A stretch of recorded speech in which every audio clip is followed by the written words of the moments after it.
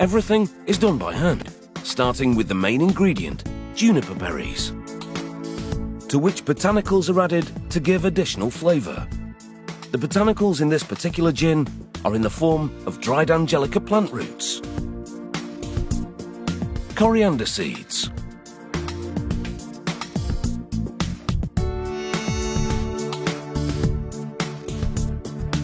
lemon peel and cardamom.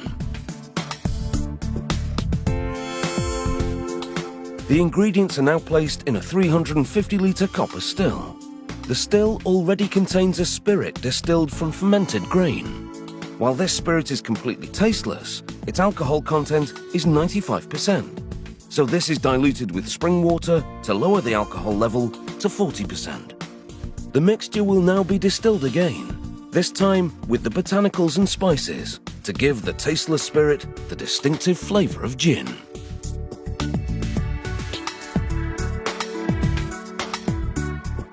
To do this, the bottom of the still is slowly heated. After an hour, the alcohol reaches boiling point and begins to evaporate into steam. The distillation continues for about 6 hours and must be carefully monitored throughout, because if the temperature reaches 100 degrees Celsius, the water will also evaporate, ruining the batch. The alcohol steam rises up and out of the still through pipes leading to a chilled stainless steel tank, called a condenser. When the hot steam hits the cold chamber, it condenses into liquid gin. Throughout the distillation process, samples of gin are drawn from the still. By measuring its density and temperature, the alcohol content can be calculated. The speed of the distillation is adjusted as required to produce the target alcohol level of 76%.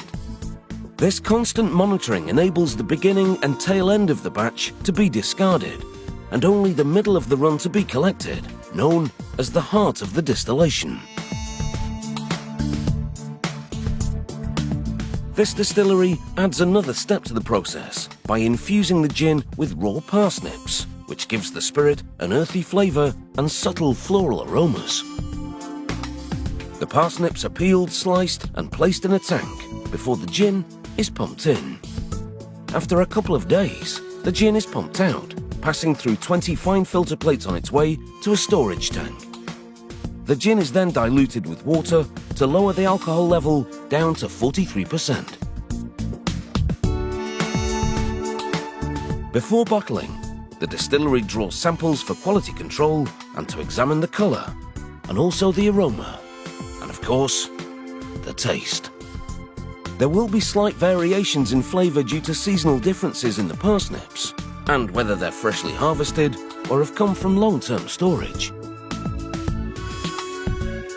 This micro-distillery doesn't use an automated bottling line, and instead fill the bottles by hand, 6 at a time.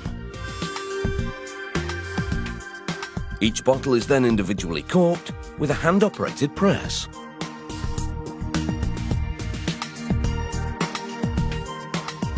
To prove that the bottle is new and unopened, a plastic sleeve is heat shrunk tightly over the neck. The small gold tab makes this easy to remove and to uncork the bottle.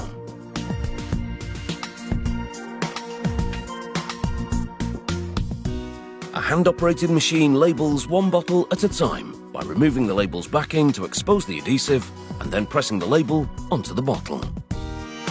This slow distillation process is how gin was made before the age of large commercial distilleries. And I'll drink to that. Cheers.